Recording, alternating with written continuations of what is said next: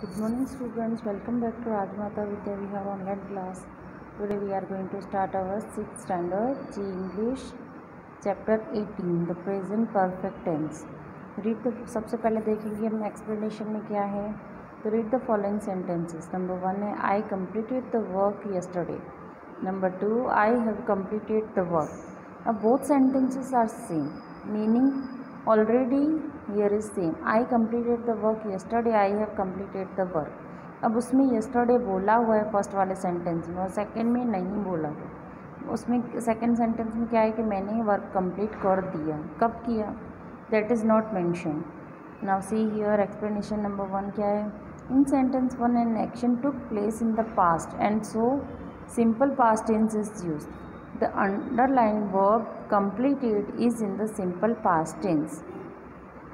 Ab sentence 2 shows that the event stands completed in the present. The underlined verb have completed is said to be in the present perfect tense. To form this tense we use the present tense forms of the verb have plus past participle form of the verb.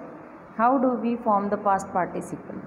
अब इसमें क्या है, sentence 1 में क्या देखा हुआ है कि वो कल हमारी जो एक्शन है कंप्लीट हुई, यानी जो हमने जो वर्क है वो कल कंप्लीट कर लिया, दैट इज़ पास्ट एक्शन. बस सेकंड में I have completed the work, यानी अभी जस्ट कंप्लीट हुआ. जस्ट मीन्स अभी कंप्लीट हुआ और उसकी बात हम अभी कर रहे हैं. है वो भी पास्ट लेकिन वो अभी कंप्लीट हुआ है, बहुत पुराना नहीं है. तो उसके लिए हम यूज़ करेंगे present perfect tense. Present perfect tense हमको कभी भी लिखना है तो उसमें हैज़ और हैव ये हेल्पिंग वर्ब्स यूज़ होते हैं. सिंपली मैं आपको बताऊं कि प्रेजेंट परफेक्ट टेंस कैसे सेंटेंस फॉर्म होता है. तो फॉर्मेशन ऑफ द सेंटेंस में हमको 2 बातें याद रखनी है कि सबसे पहले हेल्पिंग वर्ब में सब्जेक्ट के बाद जो हेल्पिंग वर्ब आएगा हैज़ या हैव आएगा, दैट अकॉर्डिंग टू सब्जेक्ट कैसा है उस बेस पे हम हैज़ या हैव यूज़ करेंगे. उसके बाद आएगा past participle form of the verb. अब past participle form of the verb क्या है, मैंने आपको पहले भी बताया हुआ है, पूरी लिस्ट दी हुई थी आपके पहले के स्टैंडर्ड्स में कि वर्क, वर्कड, वर्कड. तो जो थर्ड फॉर्म है वो होता है पास्ट पार्टिसिपल, गो, वेंट, गॉन. तो जो गॉन है दैट इज़ पास्ट पार्टिसिपल. और जब भी प्रेजेंट परफेक्ट टेंस कभी भी आए तो आपके ध्यान में रखना है past participle form of verb वही आएगा और हैज़ और हैव हेल्पिंग वर्ब यूज़ होंगे. Okay, that is the correct manner of formation of the present perfect tense sentence. Okay, चलो अब आगे देखते हैं. यहाँ पे 3-4 वर्ड्स दिए हुए हैं.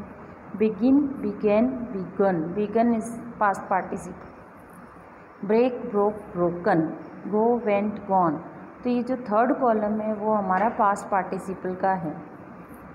The third column contains past participle form of the verbs given in the first column. When the verbs form their past tense in the regular way, that is with the addition of d or ed, the same form is used for the past participle also. अब simple language में मैं आपको बताऊं तो कुछ verb ऐसे होते हैं जिनके लास्ट में हम डी या ed ऐड करेंगे तो वो पास्ट टेंस और पास्ट पार्टिसिपल दोनों बन जाते हैं. मीन्स उसमें पास्ट टेंस कुछ वर्ब्स ऐसे होते हैं जिनका पास्ट पार्टिसिपल और पास्ट टेंस दोनों सेम होते हैं. तो ऐसे कौन से वर्ब हैं जिसमें ईडी और डी लगाई जाती है, जैसे वर्क तो वर्कड, तो पास्ट पार्टिसिपल भी वर्कड. जंप है तो जंप्ड, जंप्ड. बैथ है तो बैथड. ओके, दोनों में सिर्फ डी ऐड की. अब उसके बाद क्या है, the present perfect tense is used to show that an action has just been over. जो एक्शन है अभी जस्ट कंप्लीट हुई है. That is over at the time of speaking. हम बात कर रहे हैं उसके पहले जस्ट वो एक्शन अभी ख़त्म हो गई. तो एग्जाम्पल्स हैं I have finish the work. इसमें क्या बता रहा है कि हमने वर्क अभी कंप्लीट कर दिया है. ही हैज़ जस्ट अराइव्ड, अभी जस्ट वो आ गया है और बैठा है. अब उसके बाद है नेक्स्ट पेज पे, note that when we know the time to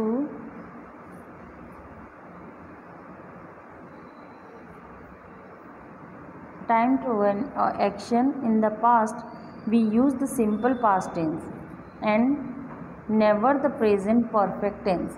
अब जो टाइम पास्ट में हुआ है, जो एक्शन पास्ट में हो चुकी है, उसके लिए सिंपल पास्ट टेंस ही यूज़ होगा, उसके लिए हम प्रेजेंट परफेक्ट टेंस यूज़ नहीं करेंगे। एग्जाम्पल से आई मेट हिम यस्टरडे, तो इसमें I have met him yesterday ऐसा नहीं बोल सकते। यस्टरडे आ गया मीन्स ये पास्ट एक्शन काफ़ी टाइम पहले हो चुकी है, अभी ख़त्म नहीं हुई है।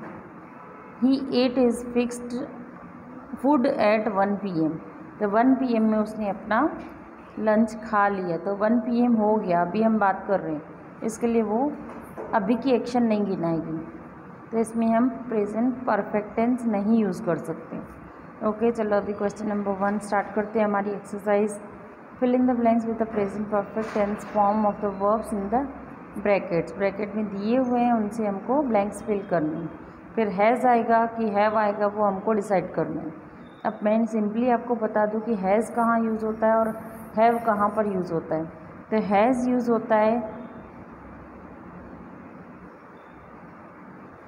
सबसे पहले तो प्रोनाउंस की लिस्ट आपको पता होगी। प्रोनाउंस की लिस्ट में फर्स्ट पर्सन सिंगुलर आई और फर्स्ट पर्सन प्लूरल होता है वी, इन दोनों के साथ हम यूज़ करेंगे हैव। उसके बाद second person singular second person plural you होते हैं, तो दोनों यू के साथ यूज़ होता है हैव। उसके बाद आता है third person singular he she it, तो तीनों ही जो है वो थर्ड पर्सन सिंगुलर, तो जो थर्ड पर्सन सिंगुलर होता है उसके साथ हमको यूज़ करना होता है हैज़। अब हैज़ यूज़ करेंगे थर्ड पर्सन सिंगुलर में, जैसे ही है, तो ही के बदले अगर कोई बॉय का नेम आ जाता है या सिर्फ बॉय लिखा है तो भी हमको यूज़ करना है हैज़। उसमें अगर शी है तो शी की जगह पे अगर गर्ल का नेम है या इट की जगह पे कोई भी थिंग या कोई भी एनिमल का नेम आता है तो उस टाइम पे हम यूज़ करेंगे has, even if it is not in plural form. वो थर्ड पर्सन सिंगुलर ही होना चाहिए, दैट इज़ द कंडीशन। अब थर्ड पर्सन प्लूरल होगा तो उसमें हम हैज़ नहीं यूज़ करेंगे, थर्ड पर्सन प्लूरल आता है दे। अब दे में हमको यूज़ करना होता है have, always we have to use have. Okay, चलो अभी ब्लैंक्स देखते हैं हम कैसे हैव और हैज़ यूज़ करेंगे। नंबर 1 है I dash my work so I can read the book. अब इसमें ब्रैकेट में फिनिश। अब फर्स्ट सब्जेक्ट में क्या है आई, तो आई है, इसके लिए हम यूज़ करेंगे हैव, तो हैव फिनिश्ड। अब वर्ब हमको ब्रैकेट में भले फिनिश दिया है पर हमको जो वर्ब दिया है उसका हमको पास्ट पार्टिसिपल बना के और ब्लैंक फिल करना है। चलो अभी नंबर 2 है ही dash just dash from Pune return, तो रिटर्न का थर्ड पर्सन पास्ट पार्टिसिपल होता है रिटर्नड, ईडी पीछे ऐड होती है, और यहाँ पे वो है ही थर्ड पर्सन सिंगुलर, इसके लिए हम लिखेंगे हैज़। तो हैज़ जस्ट तो लिखा हुआ ही है, रिटर्नड फर्स्ट ब्लैंक में हैज़, सेकंड ब्लैंक में रिटर्न। नंबर 3 है you look so tired I don't think you dash very well. अब ब्रैकेट में है स्लीप, तो स्लीप का पास्ट पार्टिसिपल है स्लेप्ट। अब यहाँ पे सब्जेक्ट कौन सा दिया हुआ है ब्लैंक के पहले यू, तो यू सेकंड पर्सन सिंगुलर है तो उसमें आएगा हैव, तो हैव स्लेप्ट, ये आंसर होगा। अब नंबर 4 है, सिर्फ आपको ही शी इट ध्यान में रखना है हैज़, बाकी सब में हैव। नेम ध्यान में रखना है, नेम हो बॉय गर्ल का या कोई थिंग का तब हम लिखेंगे हैज़।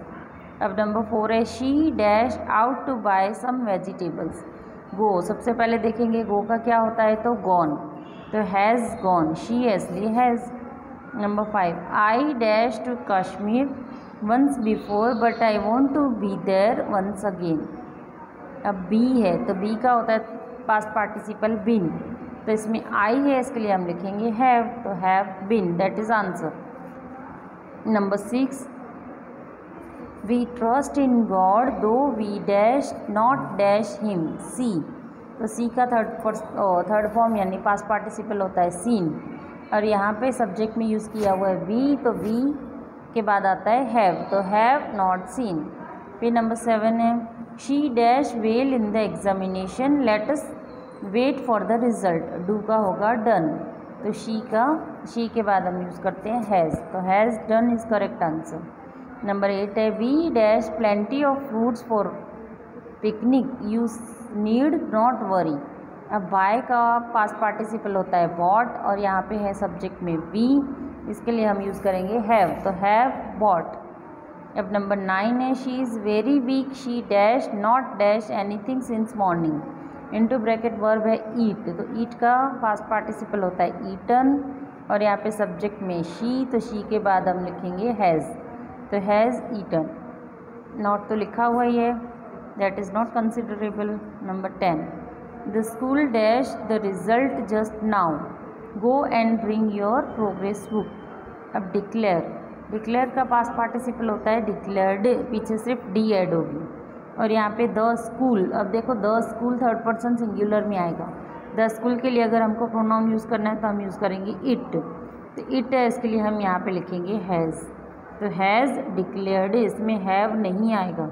इसकी जगह पे अगर होता द स्कूल्स प्लूरल होता तो हम हैव लिखते, पर यहाँ पे सिंगुलर है स्कूल, इसके लिए हम यहाँ पे लिखेंगे हैज़ डिक्लेयर्ड। ओके, यहाँ पे लिस्ट दी हुई है, जैसे आगे अगर कोई भी ब्लैंक्स चेंज होते हैं, कोई भी ब्लैंक चेंज होते हैं तो उसके लिए ये लिस्ट हमको बहुत काम आती है।